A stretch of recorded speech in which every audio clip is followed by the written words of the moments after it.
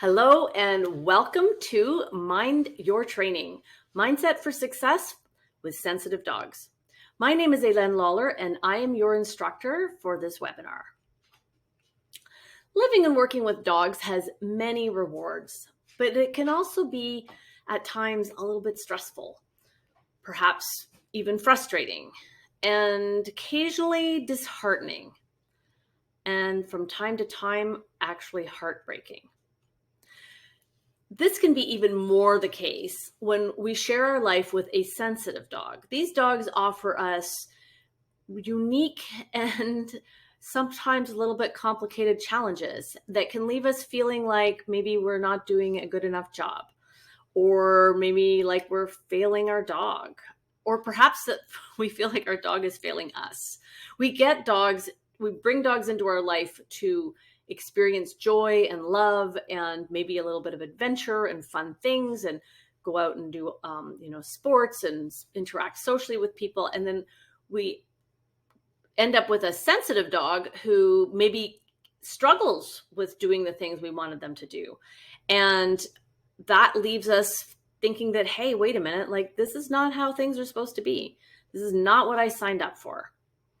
And if these are your thoughts, I just want to say that it doesn't have to be this way, because sensitive dogs can actually be a real gift. They can be a challenge. They can be a struggle. I know I have worked with many of them, and I would say all of my dogs are sensitive dogs to varying degrees, but they can be an incredible gift at the same time.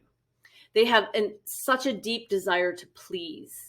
And when we build that working relationship with them, they make the best partners. And these dogs also make us better trainers because they need us to be. They need us to be clearer with our cues and our marking. They need to make us more precise with our reinforcement delivery. We need to be more thoughtful about how we set things up. We need to split our training into smaller steps and little pieces and really think things through, and maybe have a plan and have some foresight and see where we're going with our training, and all these things that make us really good trainers. These dogs need us to do that. And so when we have a dog who's less sensitive, we can often kind of get away with stuff that our sensitive dogs will not let us get away with. And while that can be frustrating while we go through it, if we step up to the plate and we figure out the problems that they present to us, the solutions make us really great trainers. And in my experience anyway, they make us a better human. I have had my dogs teach me lessons about being a human that profoundly changed me for the better. Let me introduce myself. So again, my name is Hélène, and I have been working with Border Collies, specifically dogs in general, for nearly 35 years now. I train and compete in herding and agility, and I've had the great honor of being an FDSA instructor since 2018. Inside FDSA, I teach 4 courses, all of which are based around success with sensitive dogs. Right now I'm teaching my optimal arousal course, which is focused on the stress high dogs we're going to be touching on in a few minutes. And then upcoming, I have my success with sensitive dogs, which of course is the focus of our talk today. I'm also the founder of Dog Sport Scholars, which is a dog sport coaching membership that focuses predominantly on mindset coaching. And so I'm going to be drawing from that and combining it with the work that I do in FDSA to give you a plan for your sensitive dog around how to manage your mind so that you can have the success and bring back the joy or find the joy in your training and whatever you want to do with your sensitive dog. So that's my goal for us. I also live on a small working sheep farm in Eastern Ontario with a pack of Border Collies.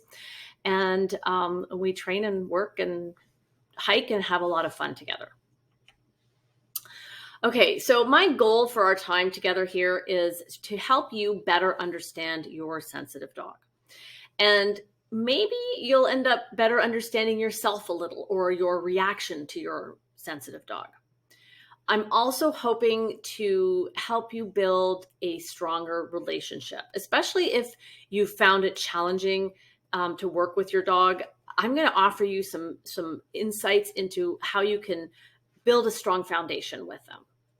And finally, if you haven't already found the gift that your dog offers, I'm hoping that I'm going to give you some insight into how to do so. Okay, so this webinar is going to roll out as follows. First, I'm going to spend a little bit of time just sharing how I describe sensitive dogs, what I mean by a sensitive dog, so that we're on the same page. Next, we're going to go into a little bit of a deep dive into nervous system fundamentals. So I approach understanding how to work with dogs. I'm all about the science. I find that fascinating.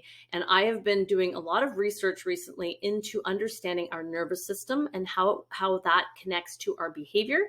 And I'm going to share with you a couple of fundamentals that I believe are absolutely game-changing when it comes to working with sensitive dogs. So I'm really excited to share this with you. And then we're going to take that information and roll it into some mindset, some basic mindset work, so that you will have some steps to follow to apply to real life applications so that you will be able to move the needle forward with your dog. Okay, so what is a sensitive dog? Well, it's a little bit difficult to actually, kind of put your finger exactly on what this means. So instead, what I tend to do is look at the dog's behaviors, things that we associate with what we would call a sensitive dog. So we may see a dog who's a little bit anxious or is worried about things, maybe worries more than the average dog. They are typically quick to react and respond to the environment and to what's going on around them. And they can also shut down, and they may lack resilience. They may be pressure sensitive. So you may have this dog who kind of melts like butter on a hot day. A little aside, pressure sensitive. So my dogs, being border collies, they are very pressure sensitive. This is something that I have to be quite mindful of. However, they are pressure sensitive for a reason. They actually need to be pressure sensitive to be effective for the work that they do. They need to be very sensitive to the spatial pressure between themselves and other beings and objects too, because they move pretty fast.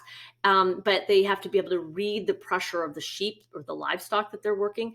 And then they also need to respond to the pressure of their handler. And so we need to have this sensitivity to pressure built into the breed. And so we shouldn't be surprised that they're sensitive.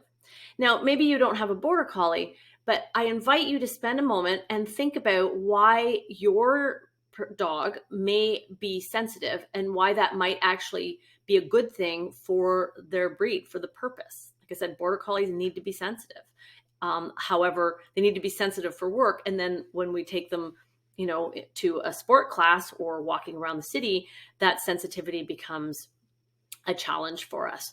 So think about how that might be the case for your dog as well. There may be things that have been selected purposefully that just don't fit the environment that you're living in.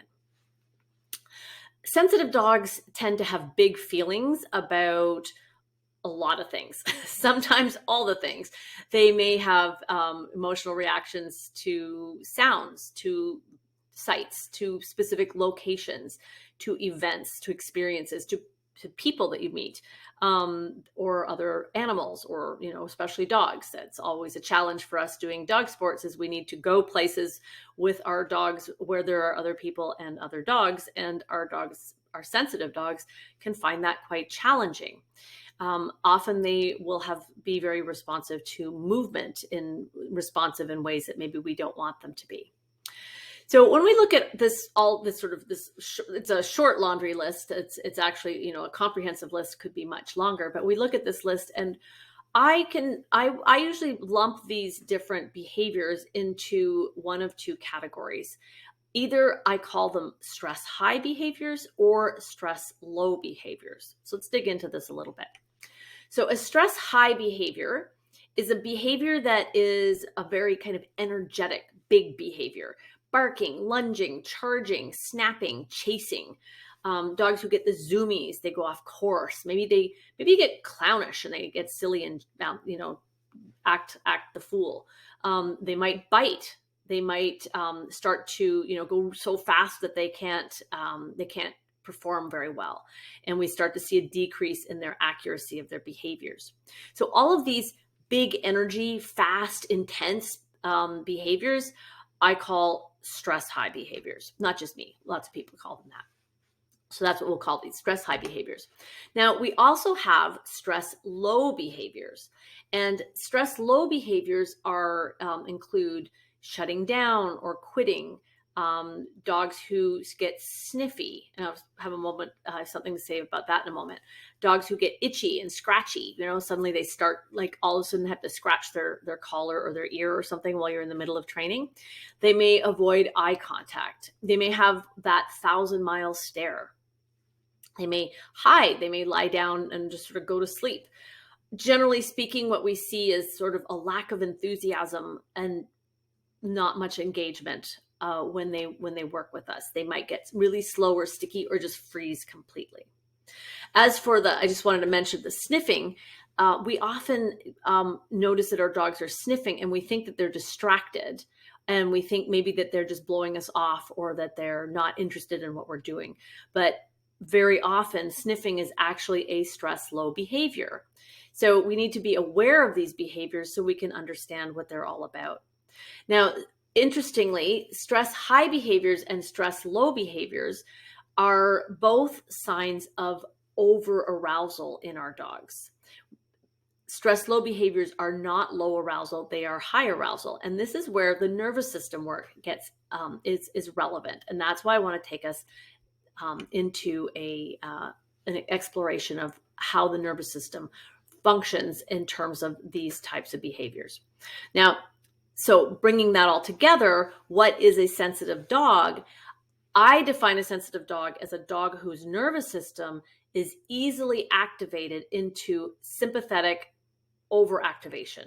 Or, in other words, they are easily triggered into a fight, flight, fawn, freeze response or state in general. So let's talk a little bit about the nervous system. We actually have several nervous systems, and we don't have to go into all of that for our purpose today. I just want to very briefly introduce the autonomic nervous system, which is a component of our peripheral nervous system. So we have our central nervous system, which is our brain and our spinal cord, but we have other nervous systems as well. So the autonomic nervous system is responsible for regulating involuntary physiological responses, like our heart rate, blood pressure, respiration, digestion, sexual arousal, and so on. And this autonomic nervous system comprises three components: the sympathetic, the parasympathetic, and the enteric. Don't worry, there's no test. What we're going to look at today is the sympathetic and the parasympathetic branches of this nervous system. That's what's relevant to our conversation here. And we're going to keep it pretty simple. Again, we're dog trainers. We're not neurologists, so we don't have to get into detail. We just need to understand a few basic components of what's going on here. So again, we have the sympathetic and the parasympathetic parts of the autonomic nervous system. Now, sympathetic is again, there's no test. It's the activation. It's what brings up our energy and our arousal. So the sympathetic will increase heart rate, increase breathing, increase blood flow. It's what activates our muscles. It's what gives us energy to do things. The parasympathetic relaxes everything. It decreases our heart rate. It slows our breath. It brings us down into a lower state of arousal. Now, we need both parasympathetic and the sympathetic working together in partnership to function. If we didn't have the sympathetic, we would just be sleeping all the time. If we didn't have the parasympathetic, we would just like orbit off into outer space with all our energy, and then we'd burn out. So the two work back and forth together to keep us in a nice functional state. Now, we have a healthy activation state of both forms. So we can have healthy sympathetic and healthy parasympathetic activation. And then we can end up with overactivation. And this is what we're going to be exploring with our sensitive dogs, is this overactivation of the sympathetic and overactivation of the parasympathetic. Okay, so what do I mean by that? So take a look here at this little graph, and this is sort of a visual representation of what a healthy nervous system pattern looks like. And so if you just think about you're going through your day, you have moments where your energy is up and then your energy goes down. You might have like me, I get up in the morning, I'm pretty slow and sluggish, so I would be sort of down in that lower part of the curve, and then my energy picks up, especially if I have a cup of tea or coffee or something, and then I have lots of energy and I might go about doing things, and so then my heart rate's up and my breathing's up and I'm out doing things, and then I start to slow down, and I coming up on lunch, I want to have a little bite to eat, and then I relax, I need to digest, and then I'm sort of low energy after lunch. So throughout the day we go up and down like this, and it's when we're in a healthy healthy state, we have a very kind of smooth up and down, and we get our energy goes up, and then the parasympathetic comes in and sort of slows down that heart rate, slows down our breathing, allows us to digest and all of that, and then we go back up and down again, very sort of in this nice pendulous way. However, when we get overstimulated, we end up with a more jagged pattern to how we respond to what's going on around us. And so what can happen is we go into, something happens, it stimulates us, and, maybe shocks us or upsets us or stresses us out. And our sympathetic nervous system comes in and pushes up way high in our energy level. And then we go into a fight, flight, or fawn response. Now, this is important. This can be life-saving. If you are, out gathering berries and a saber-toothed tiger jumps out at you, we need to go into fight or flight, and we need to just have this very strong reaction. If you cross the street and a car swerves, you need to have that fight or flight reaction to jump out of the way. None of this is a problem. When we have these nervous system reactions, we need them. That's a survival mechanism. The problem is when we end up spending too much time in this state, which actually, because of our culture these days, is something that many of us struggle with. Many of us spend a lot of time in this fight or flight, very high arousal state. And that same is true for our dogs. So the other part, so we've got the fight or flight state and fawn, and we'll talk a little bit more about each of those in a minute. And then we also have the freeze state. Now, the freeze state is when we end up in a high arousal state of fight or flight, and then the parasympathetic, so the relaxing part of our nervous system, comes flying in and says, we are way too high, and then just shuts us down. So picture just flipping a breaker and just shutting everything down. That's the freeze response. And it's important to understand the difference between fight, flight, fawn, and freeze. We're going to be spending a bit of time exploring that difference. Okay, so when we are in that activated sympathetic, the high energy, we are in fight, flight, or fawn response, and it is that very activated state.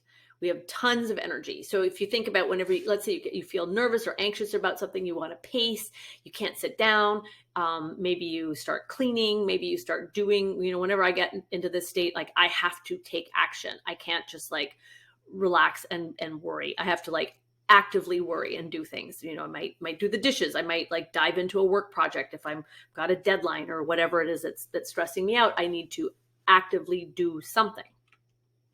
Now, when we are in that fight, flight, fawn state, the body is focusing on escaping or neutralizing the threat. So we can end up, again, very energized. Our nervous system gives us lots of, speeds up the heart, pumps all the blood to our muscles. We need to go, go, go. And that response is because the body believes that we can actually neutralize or escape the threat. So again, you think about our nervous system evolved many, millennia ago. We were out hunter gathering some berries. Saber-toothed tiger jumps out at us. We believe we can actually escape. So we either we're prepared to run or fight. We probably wouldn't fawn with a saber-toothed tiger, but we certainly would probably run. And then if we got cornered, we would fight, as long as we believe that we have a chance of succeeding. And this is not necessarily, when I say we believe, not necessarily a cognitive. This is the autonomic nervous system. It's automatic.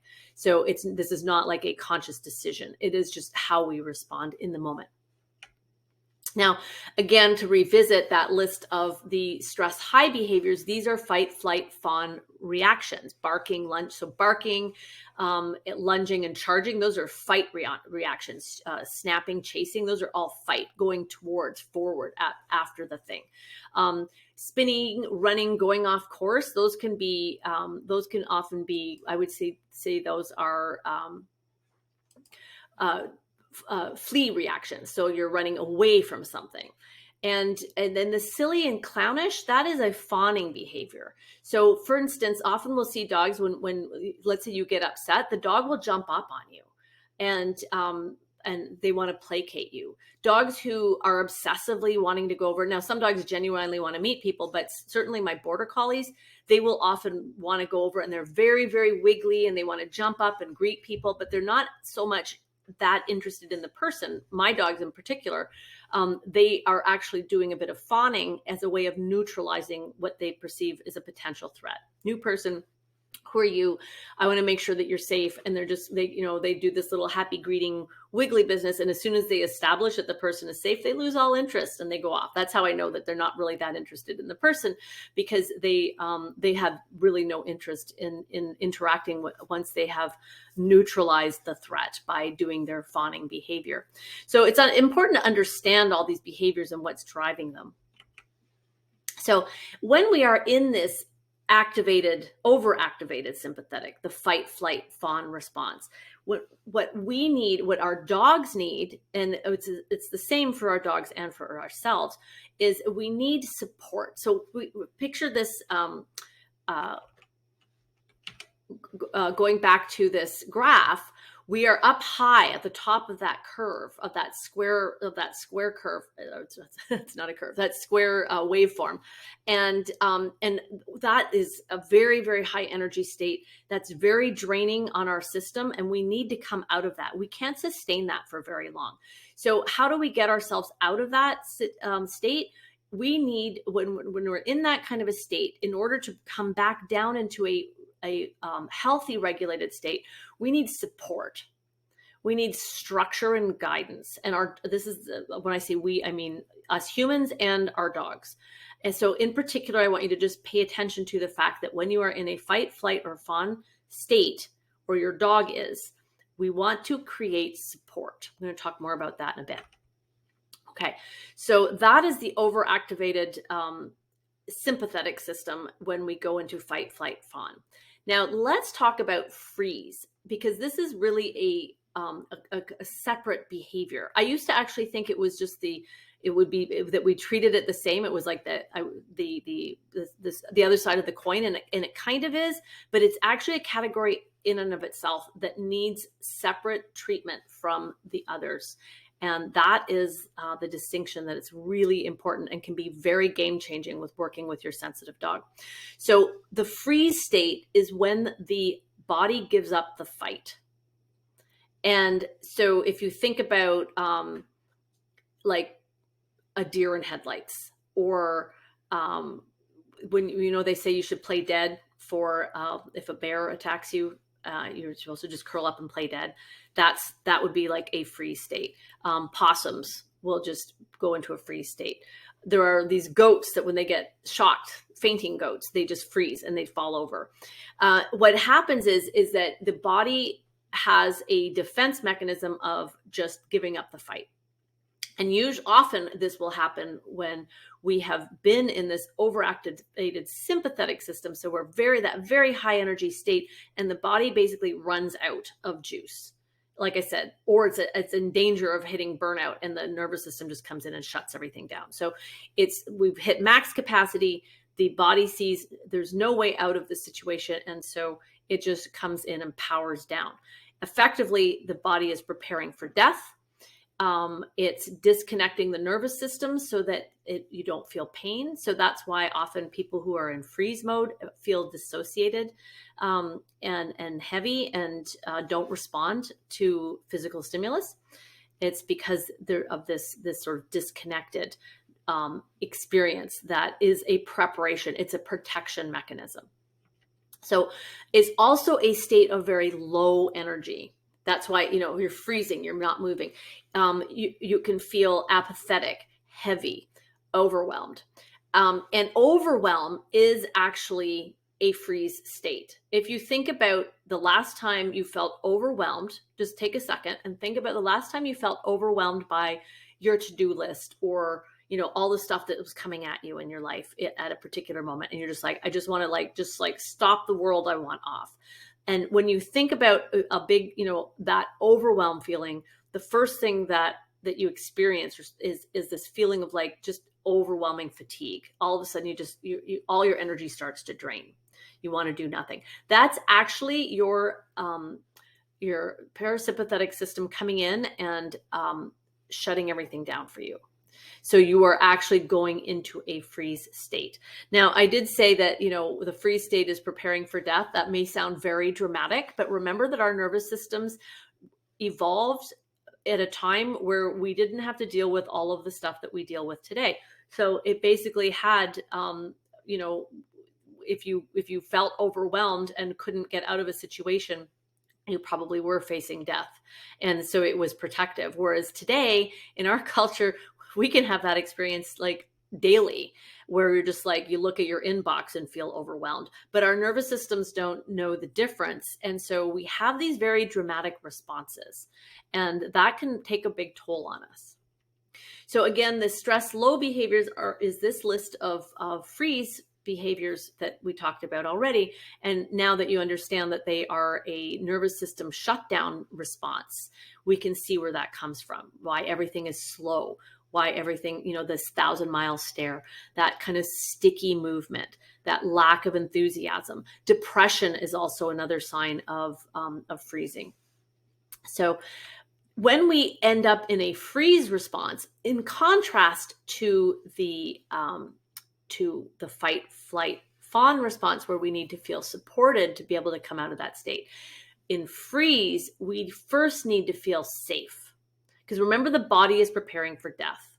Again, I know that sounds so dramatic, but this is just the nervous system response. So to come out of that freeze, to thaw the freeze, we need to create a sense of safety. And then what's important to also understand is that the nervous system will then go back up into that high state. So we go from freeze, we create safety, they thaw, go up into the higher state, and then they still need some guidance and support to come back into a healthy state.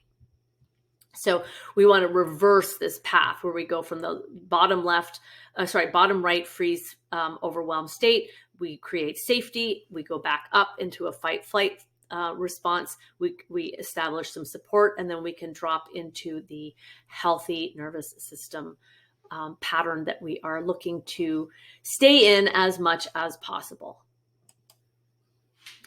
Okay, so again, to recap, when we are in fight, flight, or fawn, we want to support. And when we are in freeze, we want to create safety. And I'm just going to keep repeating that because that is the crux of the approach that I'm recommending here. And I can't repeat that too often. Okay, so now we're going to switch gears and we're going to talk mindset. So what does survival stress and the autonomic nervous system overactivation patterns have to do with mindset and helping your sensitive dog? Well, I'm really glad you asked. So again, stress high, support, stress low, stress low, freeze, we create safety. And importantly, you are both your dog's support system and your dog's center of safety. So we need to understand our dog's reactions by watching their behaviors, know what kind of state they're in so that we know how to move them out of that overactivated state and back into a healthy state. And so if your dog is in a stress low state, and if you're here for this for sensitive dogs, most of us are thinking of sensitive dogs as those dogs who spend a lot of time in freeze. And what happens often is that we see these stress low dogs, and they're these frozen dogs, right? And we think they need energy, and so we try to cheer them on and clap them and throw toys around and do all these things to try and activate them. And that is not what they need. The dog in that state needs to feel safe. And when they feel safe, they will naturally come out of that. And then once they start to move again, then we guide them and we create support for them to help them get into that healthy state. So recognizing the difference is really critical. Now, importantly also is that this is 100% true for you too. If you are in a high stress state of fight, flight, or fawning, you need support. And if you find yourself in that stress, low, overwhelmed, frozen state, you need safety. And in order to be able to provide support and safety for your dog, you actually need to be in a healthy nervous system state. And that can be challenging because our sensitive dogs, when they behave in their sensitive ways, be it stress high or stress low, that can trigger us. And then the two of us are in this like overactivated state. And that's really that then we just feed off each other, right? So then we get stuck in that pattern, that square wave pattern. And we don't want to be in the square wave pattern. We want to be in this nice, gentle rolling pattern. So we need to first focus on moving you out of the activated state, so that you can then help your dog come out of that activated state. So the first step is to check in with yourself to figure out where you're at, and then work on you first. So we work on the handler end of the leash first. Okay, here's how. So how do you identify what state you are in? Well, just like we look at our dog's behaviors to identify what states they're in, we can look at our own behavior. And it can take a little bit of awareness, self-awareness, to start to notice these patterns.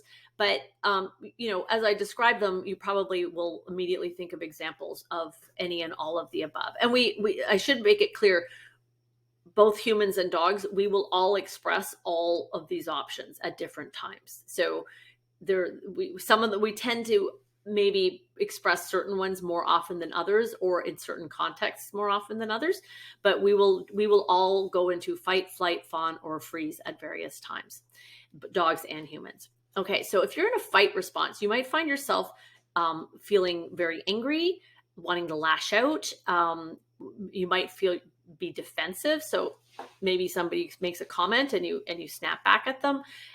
Maybe you show some displaced aggression. So maybe your sensitive dog, has a reaction. Maybe they start to shut down and get very, very stressed, or perhaps it has a stress high reaction and maybe lunges at another dog going by, and you pop the leash. That's a displaced aggression. So that's a fight response. Now, maybe you have a flight response. You want to just run away. You're at a training event and your dog starts to shut down and you just go, okay, I'm out of here. Let's go. And you just pack up and leave. Flight responses can also be a lot of anxiety. If and you'll see, you pace and you can't sit still. That's a flight response. And then fawning is when we try to please others because we want to feel safe through the approval of others. So we may people please. We may spend time worrying about the judgment of others, or we may be focused on just in general keeping other people happy. And these are all nervous system responses when we are feeling unsafe and overactivated. So these are behaviors that we can observe in ourselves and recognize when we're doing them, so that we can identify, oh, I'm in fight, flight. Oh, I'm fawning right now. Okay, So what do I need right now to move myself back into a healthy state? I need some support. Now, if you are in freeze mode, you are going to feel overwhelmed. You might feel really uncertain and shut down. You might feel depressed. You might feel avoidant. So, for instance, you just don't want to even sign up for a class or a trial, and you just want to stay home and do everything online. Nothing wrong with that. I love online learning, but if it's an avoidant technique because you just don't want to deal with what's going on out there, that can be being in a freeze state. And when you are feeling these feelings, you need to create safety for yourself, just like we do for our dogs. Okay, so here's how. So when you need support, you can ask yourself, the first step is just to check in with yourself and say, what do I need to feel supported right now?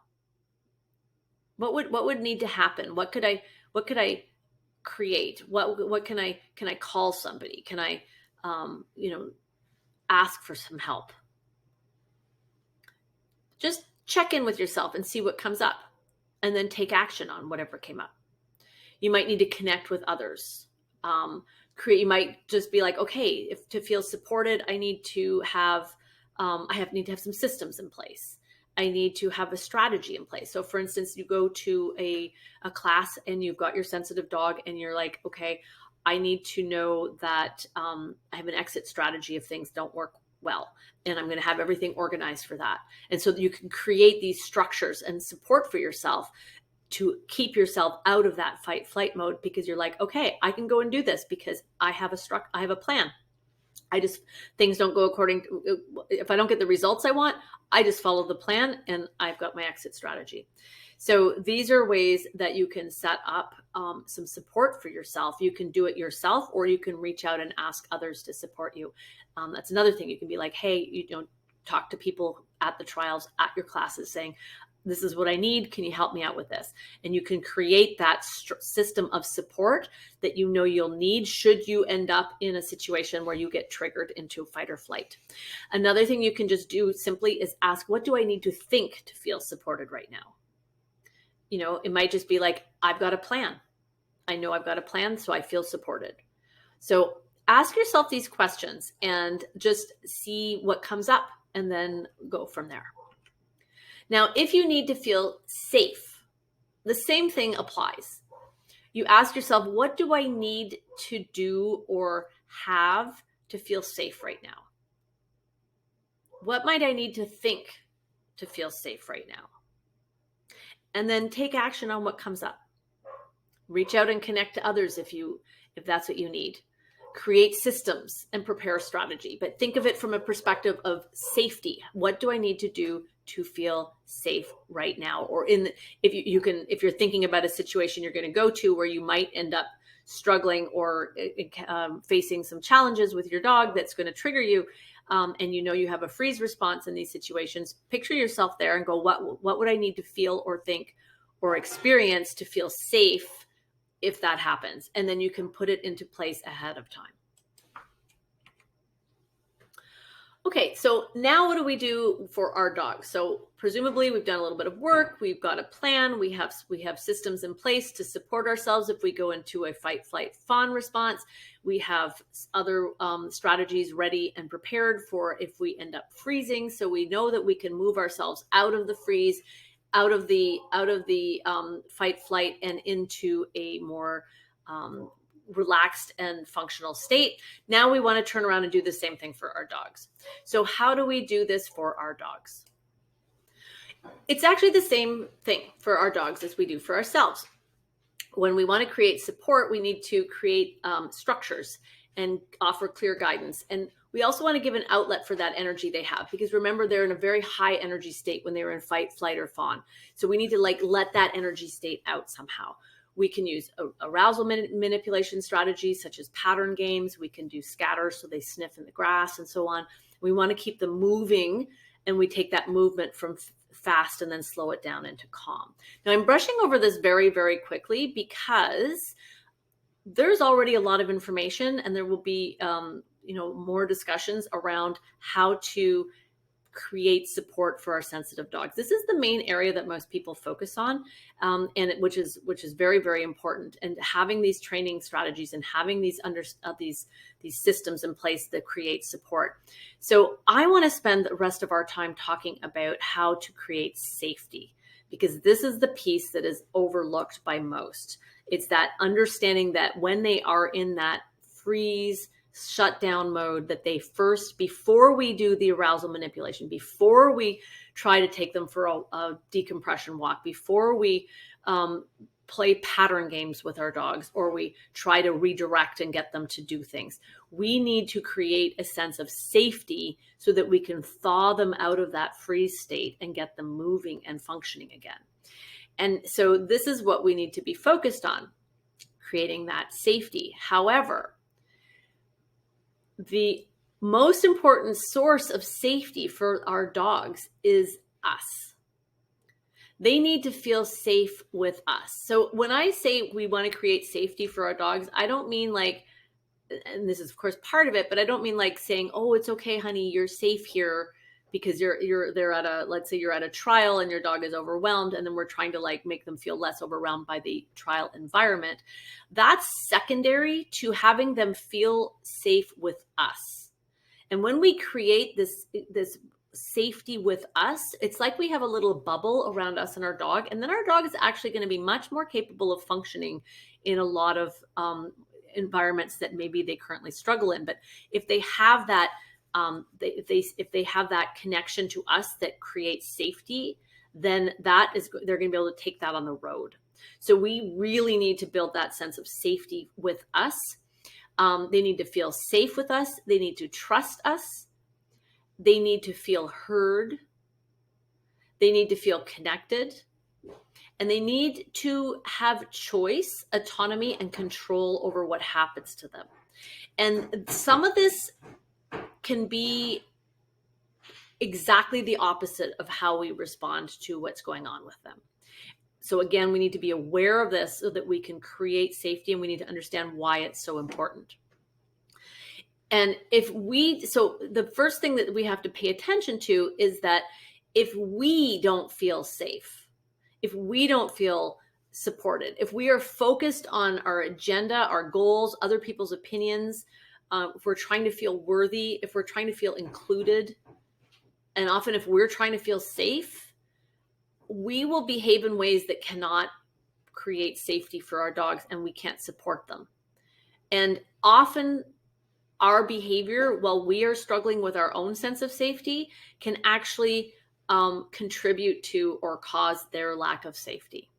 So oxygen mask on first. We first handle ourselves. We create safety for ourselves so that we can then create safety for our dogs. Now, very importantly, I want you to listen very closely to this. This is not a blame the handler. There is no blame here. When I say that we may be the source of some of their fear or their lack of safety in the dynamic that they experience with us when we are out of sync, that is not to blame anybody. There is no judgment here. There is no finger pointing. What we want to do is we want to get curious and understand what's going on and stay soft so that we can make change. That's all we want to accomplish here. Okay, so how do we create safety for our dogs through creating safety for ourselves? Well, the first thing we need to do is become aware of our own agenda. What is my agenda here with my dog? And let's put that on a shelf. We need to uncouple our self-worth from our dog's behavior. I'm going to go into more detail on these things. Don't worry. And we need to set internal instead of external goals. So identifying our agenda. So here's how you do this. You go, okay, what is it that I want my dog to do? What is it that I want my dog to do for me? Ask these questions and be very honest with the answers. And why does this matter? And then when you get some clarity on this, you might go, oh, okay, now I understand what's sort of driving some of this. And then you want to see, well, how could I accomplish this goal without making my dog have to be the one who does it for me? Let me give you an example. So ask yourself, in the moment, you're feeling frustrated. What is it that I want my dog to do? I just want my dog to just go over that jump, right? Maybe we have a sensitive dog who's just will not go over the jump, is just frozen in place and won't take the jump. So what do I want my dog to do? I just want her to go over that jump. What do I want my dog to do for me? Well, I want her to make me feel successful. Why does this matter? Well, maybe if I feel successful, if I am successful, other people will accept me. And why does this matter? Well, I kind of want to stop feeling lonely.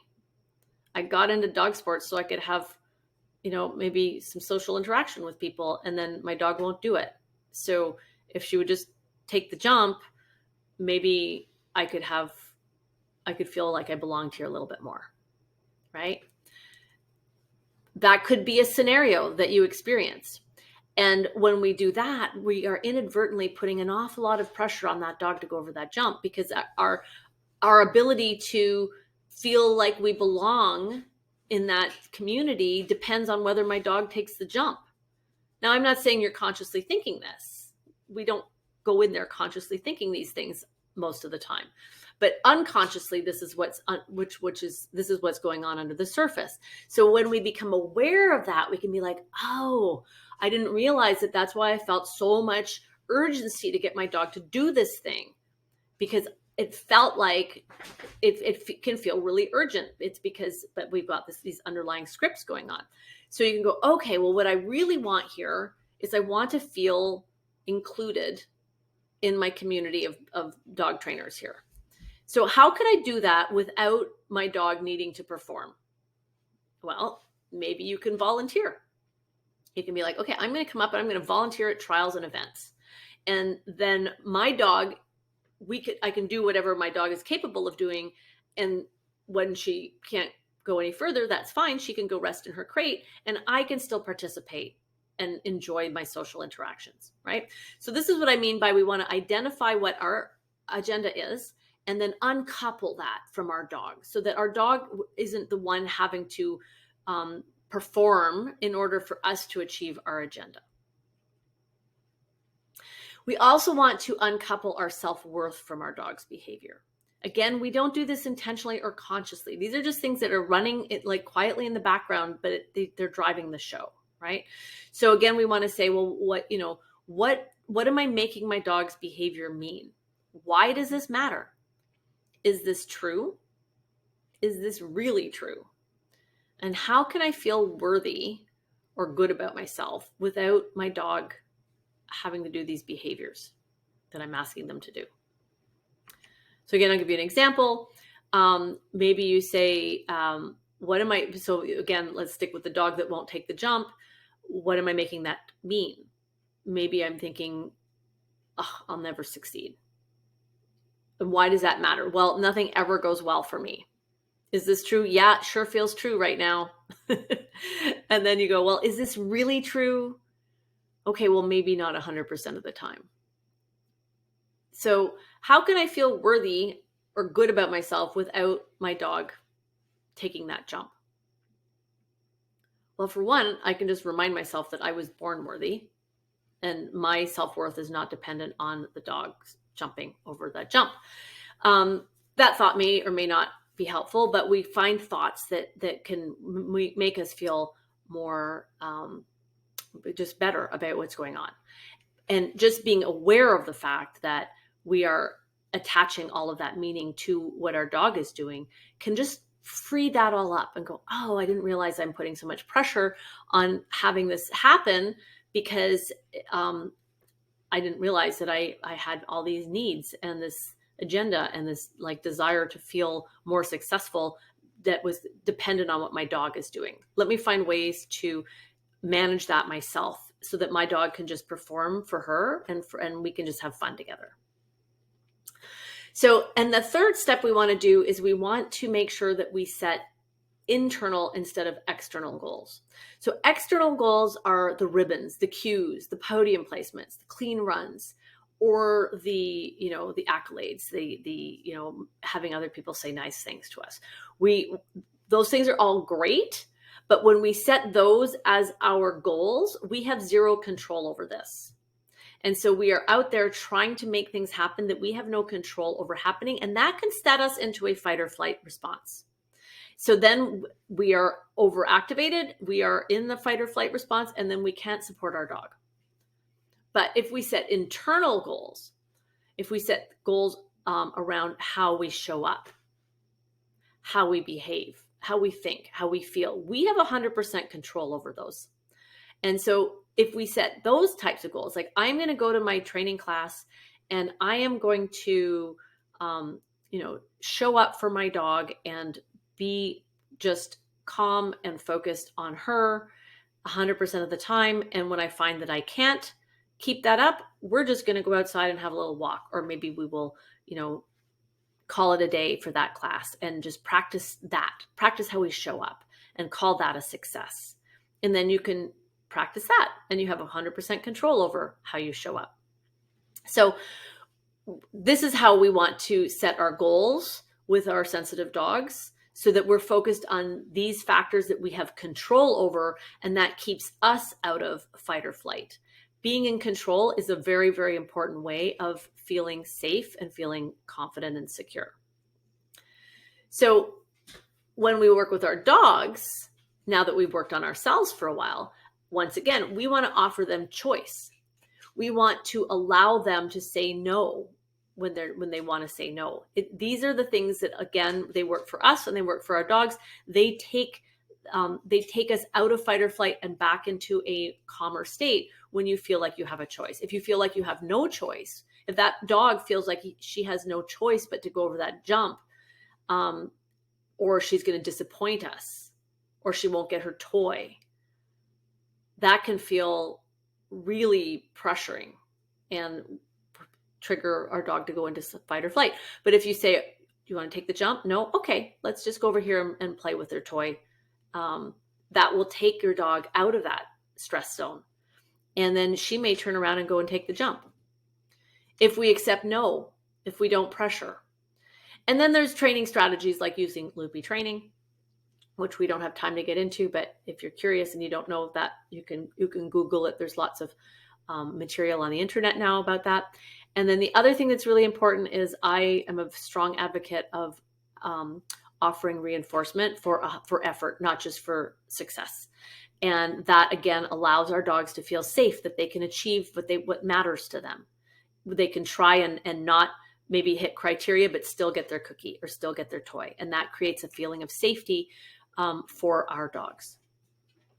So now that you have some strategies for managing your own sense of safety and managing your dog's sense of safety, we want to just boil this all down into how we manage our mindset. Mindset management is the last piece that I'm going to share with you today. And this is very important to understand. I've talked already about how we create safety by asking ourselves, what do I need to feel safe right now? What do I need to feel supported right now?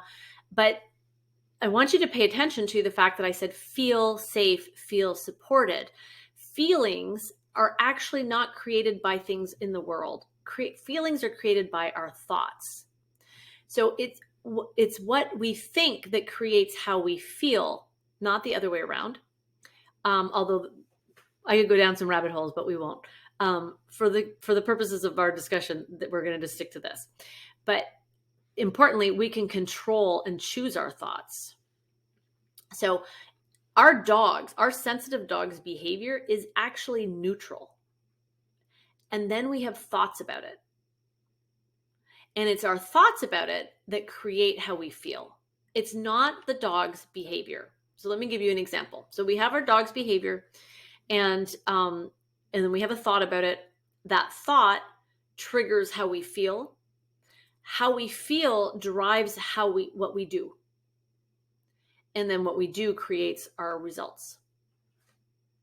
So for instance, we have, let's say our dog has a behavior at an agility trial. Your dog stress is high, maybe barks or bites or gets the zoomies as you're going towards the start line. So you see this behavior, and we have this, what we call an automatic negative thought. And the thought, you may immediately think, oh God, he's going to break the start line. And so when you have that thought, you feel panic, right? That triggers your fight flight mode. So now you are in a state, your dog started off in a high state of arousal, right? So your dog is already, if your dog has got the zoomies, for instance, that's a flight state. And now you're panicking about this. Now you're in a flight state, fight or flight state. So actually, then what do you do when you feel that panic is you really put pressure on your dog to stay put. Like you move, and you're putting all this pressure on your dog. That would be actually more of a fight response. And what happens is that then the dog ends up panicking and breaks the start line because of all the pressure. So this is what happens when we aren't managing our mind. Now let's look at what happens when we do manage our mind, especially with the information that I've shared with you just now. So you are walking to the start line and your dog stress is high, maybe starts to get the zoomies or barking or maybe turns around and bites you or something like that, right? So you've got this stress high behavior and you go, oh, I know what's going on. He's stressing high. He needs support. And so that thought, I know what's going on, he needs support, creates a feeling of calm confidence.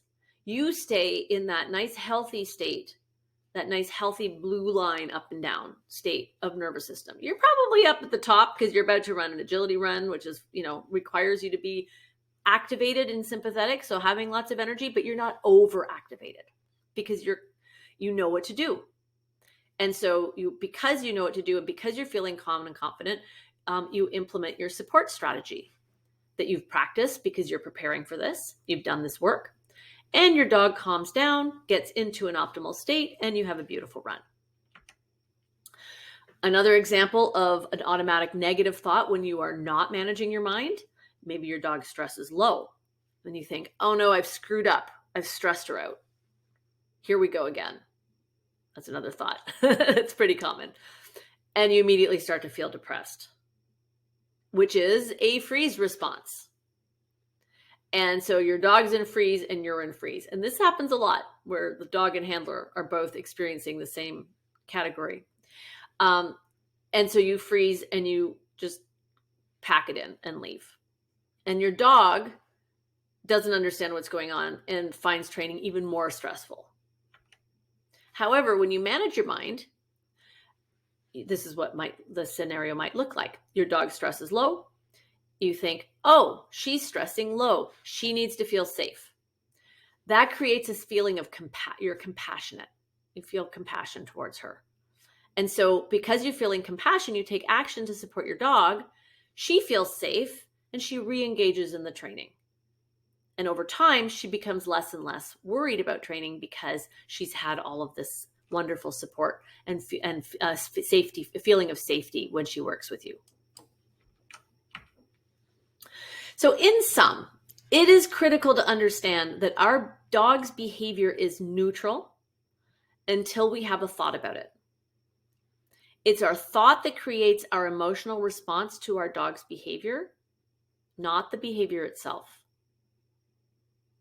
And then our emotional response to our dog's behavior creates our actions and reactions or inactions. Our response to our dog's behavior puts us into that fight, flight, fawn, or freeze mode, or we can pick our intentional thoughts and not have that happen. When we work with our dogs, we want to offer them choice. We want to accept no. We don't want to apply pressure. We want to have really nice, clean training strategies. This can take time to develop. And I'm very quickly, while you're working on your clean train strategies, all of these other things will keep your dog in the game.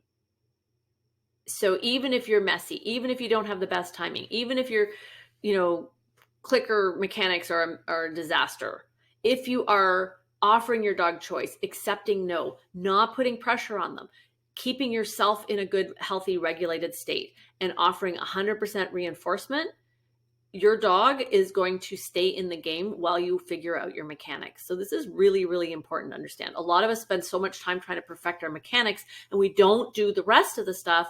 And then our dogs, by the time we get our mechanics down really well, we've got a lot of stuff to undo.